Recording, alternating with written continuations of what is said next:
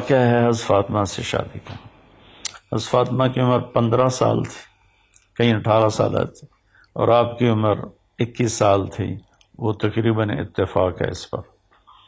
تو ابوبکر رضی اللہ تعالیٰ عنہ حضرت فاطمہ کا رشتہ مانگنے آئے تو آپ نے معذرت کر دی، عمر رضی اللہ تعالیٰ عنہ مانگنے آئے، آپ نے معذرت کر دی۔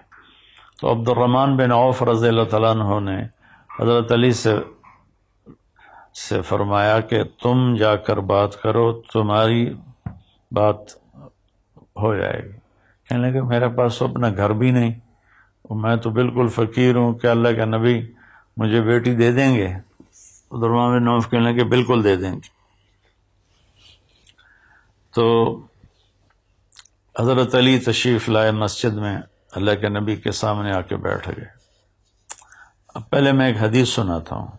آپ نے فرمایا ما تزوجت وما زوجت الا بوحی من السماء نزل به جبریل، کہ دیکھو لوگو، میں نے جہاں شادی کی، جہاں میں نے اپنی بیٹیوں کی شادی کی، تو آسمان سے جبریل وحی لے کر آئے اور اللہ کا حکم سنایا کہ یہاں اپنی بیٹی کا نکاح کر دو۔ تو اب آسمان سے جبریل آ کے پیغام دے چکے ہیں کہ فاطمہ علی کے لیے ہے یا رسول اللہ، لیکن میرے نبی نے کیا کیا، یہ ایک سبق ہے جو میں آپ سب کو بتانے والا ہوں، اللہ کرے سب تک پہنچ جائے میری بات۔ تو آپ نے حضرت علی سے پوچھا کس لیے آئے ہو؟ تو وہ شرم کی وجہ سے بات نہ کر سکے، خاموش ہو گئے۔ تو آپ کو تو اندر کی بات کا علم تھا، تو آپ نے فرمایا کیا فاطمہ کا رشتہ مانگنے آئے ہو؟ کہ جی ہاں۔ کہنے لگے اچھا انشاءاللہ، یہ کہہ کر چلے گئے۔ ہاں نہیں کی، ہاں نہیں کی، انشاءاللہ۔ ہاں کیوں نہیں کی؟ اوپر تو ہاں ہو چکی تھی، جبریل پہلے آ کے خبر دے چکا ہے۔ ہاں کیوں نہیں کی میرے بھائی بہنوں؟ ہمیں سبق سکھانے کے لیے۔ فاطمہ جیسی بیٹی ہو، محمد مصطفیٰ جیسے والد ہوں، علی جیسا داماد بننے والا ہو، خامد فاطمہ کا بننے والا ہو، تو کوئی کہیں گنجائش ہے انکار کی؟ لیکن میرے نبی کی نظر آنے والے زمانوں پر تھی۔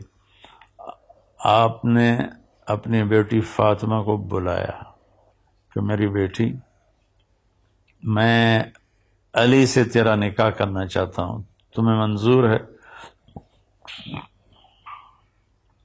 تو فاطمہ رضی اللہ تعالیٰ عنہ نے سکوت فرمایا اور خاموش ہو گئی۔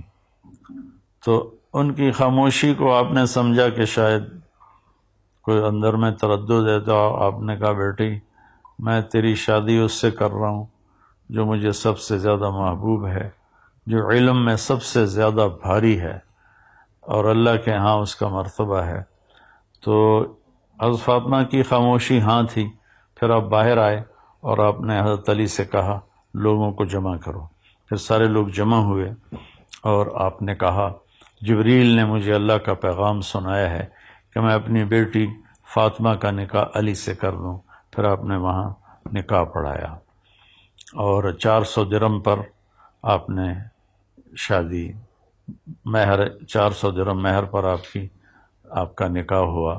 اور حضرت علی سامنے بیٹھے تھے، تو آپ نے فرمایا علی میں نے فاطمہ بنت محمد کو تیرے نکاح میں دیا، تمہیں قبول ہے؟ تو انہوں نے زور سے کہا قبول ہے، اور ساتھ ہی سجدے میں گر گئے اور زور سے دعا مانگی رب اوزعنی ان اشکر نعمتک التی انعمت علی وعلی والدی۔ تو آپ میرے نبی نے کہا آمین۔ اس کے بعد آپ نے سارے مہمانوں کو کھجور کھلائی اور شہد کا شربت پلایا۔ اس طرح تواضع کی، اس طرح مہمان نوازی کی۔ تو میں اس میں ایک بات عرض کرنا چاہتا ہوں میرے بھائی بہنوں، اولاد ہمارا سرمایہ ہے، ہم ان کی ہر خواہش پوری کرتے ہیں، لیکن جب شادی کا وقت آتا ہے تو ہم نہ بیٹے سے پوچھتے ہیں نہ بیٹی سے پوچھتے ہیں، اپنی مرضی سے طے کر دیتے ہیں۔ تو اس میں کئی قباحتیں پیدا ہوتی ہیں. باپ محمد مصطفیٰ ہیں، بیٹی فاطمہ ہیں، شوہر بننے والے علی ہیں، اور جبریل آ کر ہاں کرو پہلے کر چکے ہیں، اور آپ اپنی بچی سے پوچھتے ہیں میری بیٹی میں تیرا نکاح علی سے کر دوں. تو یہ ایک سبق تھا کہ بچے اور بچی سے پوچھو، بیٹی سے ماں باپ پوچھیں ہم یہاں تیرا رشتہ کرنا چاہتے ہیں، تجھے منظور ہے؟ اگر وہ کہے نہیں ابا نہیں اماں، تو اللہ کی قسم یہ اس کا حق ہے، اس پر سختی نہ کرو، زیادتی نہ کرو. اگر لڑکے کے ماں باپ پوچھیں کہ تیری یہاں شادی کر دیں اور وہ کہے نہیں مجھے پسند نہیں ہے، تو یہ بچہ آپ کا نافرمان نہیں ہے، اس نے اپنا شرعی حق استعمال کیا ہے اور اس کو یہ حق استعمال کرنے کی اجازت. چونکہ ایجاب قبول لڑکا لڑکی کرتے ہیں، لڑکی کے والدین یا لڑکے کے والدین نہیں کرتے. ایجاب و قبول تو لڑکی اور لڑکا کرتے ہیں. لیکن ہماری اپنی معاشرت ایسی بن گئی ہے کہ بیٹیوں سے پوچھتے ہی نہیں ہیں، بچوں سے پوچھتے ہی نہیں ہیں. اب کچھ تعلیم یافتہ طبقہ آ گیا ہے تو وہ اور ذرا حدود سے آگے چلا گیا ہے کہ وہ کورٹ میرج کرنے پر چلے جاتے ہیں. میرے بچوں یہ بھی غلط ہے. ابھی چند دن پہلے 2 بچہ بچی میرے پاس آئے، ڈاکٹر تھے، کہ لڑکی بچی سے میں نے پوچھا کہ آپ کے والدین راضی ہیں؟ لڑکے کے والدین تو راضی تھے. تو اس بچی نے کہا جی نہیں میرے ماں باپ راضی نہیں ہیں. میں نے کہا بیٹا میں تمہیں اللہ کا واسطہ دیتا ہوں، جس ماں نے تجھے 9 مہینے پیٹ میں اٹھایا اور 2 سال اپنی چھاتی کا دودھ پلایا، اور تیرا باپ صبح سے شام تک دھکے کھا کھا کے تمہارے لیے روٹی لایا، ان کو ناراض نہ کرنا. وہ راضی ہو جائیں بے شک شادی کرو، اگر وہ ناراض ہیں تو کبھی بھی یہ قدم نہ اٹھانا. کیونکہ میرے سامنے تو بہت واقعات ہیں کہ کورٹ میرج ہوتی ہے، عشق اور ہوتا ہے، شادی اور ہوتی ہے.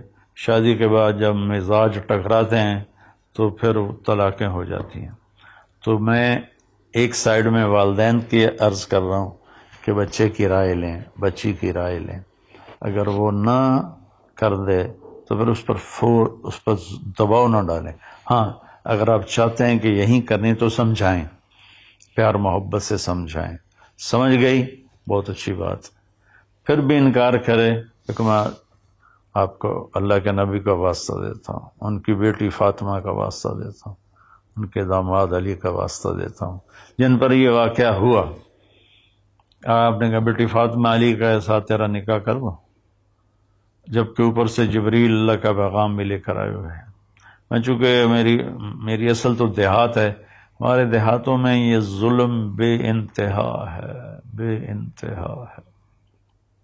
نہیں دیکھتے کہ جوڑ ہے یا نہیں ہے، آپس میں بننے کے چانسز ہیں یا نہیں ہیں، وہ بس ٹھوک دیتے ہیں اور ساری زندگی. پھر وہ آگے طلاق بڑا مسئلہ بن جاتا ہے تو وہ لڑکا بھی مصیبت میں اور لڑکی بھی مصیبت میں کہ بیچاری طلاق یافتہ کو تو کوئی پوچھتا ہی نہیں ہے. میرے نبی نے فرمایا تمہیں سب سے بڑا صدقہ بتاؤں؟ تو صحابہ نے عرض کی یا رسول اللہ کیا ہے؟ تو فرمایا الابنۃ المردودہ، وہ بچی جس کو طلاق ہو گئی اور وہ لوٹ کے اپنے ماں باپ کے گھر آ گئی، اس پہ خرچ کرنا سب سے بڑا صدقہ ہے. اس پہ خرچ کرنا سب سے بڑا صدقہ ہے. تو پھر ہمارے ہاں طلاق بھی مشکل ہے، طلاق کے بعد شادی ہونا بڑا مشکل ہے. پہلے سے تھوڑا یہ رائے لے لی جائے تو اس میں میرے نبی نے ہمیں کر کے دکھایا. آپ نے رائے لی اور پھر آپ نے نکاح پڑھایا. اور بچوں سے یہ کہتا ہوں کہ اللہ کے واسطے کورٹ میرج تک مت جاؤ. جس ماں نے تمہیں پال پوس کے پروان چڑھایا، جس باپ نے تمہارے لیے اپنی ہڈیوں کا گودا بھی نکال کے رکھ دیا، تم ان کو بالکل ہی ایک سائڈ پہ کر کے کہو ہم نے کورٹ میرج کرنی ہے تو ٹھیک ہے، شرعاً ہو جائے گی، لیکن اس میں برکت کبھی نہیں آئے گی، اس میں محبتیں کبھی نہیں پیدا ہوں گی۔ تو میرے نبی نے یہ سارا کام کر کے ہمیں عملاً دکھایا جبریل کے آنے کے بعد بھی۔ پھر آپ نے بڑے اہتمام سے شادی کی، یہ نہیں کہ بس مسجد میں نکاح پڑھا کے علی کے ہاتھ میں دے دیا ہو۔ آپ نے چند دن پہلے مجھے روایت ملی کہ حضرت فاطمہ کے دو کھانے ہوئے، ایک ولیمے کا، ایک یا اس موقع پر نکاح کے موقع پر یا رخصتی کے موقع پر آپ نے خود ایک دمبا ذبح کر کے اس کا کھانا بنایا، اس کا سویٹ ڈش ایک بنائی اور سب کو کھلائی۔ اور پھر حضرت علی رضی اللہ تعالیٰ عنہ کو لے کر اندر گئے اور حضرت فاطمہ کا ہاتھ پکڑ کے علی کے ہاتھ میں دیا، یوں کہا علی تمہیں نبی کی بیٹی مبارک، سبحان اللہ، علی تمہیں نبی کی بیٹی مبارک۔ پھر آپ نے فرمایا میری بیٹی، مجھے جو سب سے زیادہ محبوب تھا اور سب سے زیادہ پسند تھا، میں نے اس کے ہاتھ میں تیرا ہاتھ دیا ہے۔ پھر شادی کے بعد آپ نے حضرت علی سے فرمایا ولیمہ کرو، کہ یا رسول اللہ میرے پاس تو کچھ بھی نہیں۔ سعد بن ابی وقاص نے کہا جی میرے پاس ایک چھترا کھڑا ہے، میں وہ ذبح کرتا ہوں۔ وہ چھترا قورمہ بنایا گیا، اس میں چھوارے ڈالے گئے، تازہ روٹی جو کی بنائی گئی، انگور رکھے گئے۔ حضرت انس فرماتے ہیں کہ حضرت فاطمہ جیسا ولیمہ ہم نے مدینے میں کبھی نہیں کھایا، اور سب کو کھلایا، جتنے سب کو اجازت تھی آؤ اور کھاؤ۔ وہ نبی کے ہاتھ کی برکت تھی کہ اس مدینے والے کھا پی کے چلے بھی گئے اور دیگ ویسے ہی بھری پڑی تھی۔ تو اس میں ایک سبق تھا، اس لیے میں نے اس کو تھوڑا تفصیل سے بیان کیا کہ ہماری شادیوں میں بہت آگے پیچھے ہو رہا ہے۔ دیکھو بچوں ہمارا culture girl friend boy friend نہیں ہے۔ اللہ کے واسطے اپنی عزت کو بچاؤ، اس سے بہتر کسی مرد عورت کی کوئی چیز نہیں ہے۔ اللہ کے واسطے اپنی عزت و غیرت کو بچاؤ۔ گرل فرینڈ بوائے فرینڈ یہ کلچر میں یورپ، امریکہ، کینیڈا، آسٹریلیا، ساؤتھ افریقہ کئی دفعہ گیا ہوں اور ساری دنیا 6 بر اعظم پھرا ہوں۔ اس گرل فرینڈ بوائے فرینڈ کے کلچر نے سارے خاندانی سسٹم کو توڑ کے رکھ دیا ہے اور سارا خاندانی نظام تباہ و برباد ہو گیا ہے۔ یہ بھی نہیں کرنا ہے، شادی کرنی ہے، زنا نہیں کرنا ہے، فحاشی نہیں کرنی ہے۔ اور شادی کے بعد بچی اگر یہ کہے کہ میں نے الگ رہنا ہے آپ کے ماں باپ سے، اور ماں باپ صاحب حیثیت ہوں تو ان کے ذمے ہے ان دونوں کو الگ ٹھہرائیں۔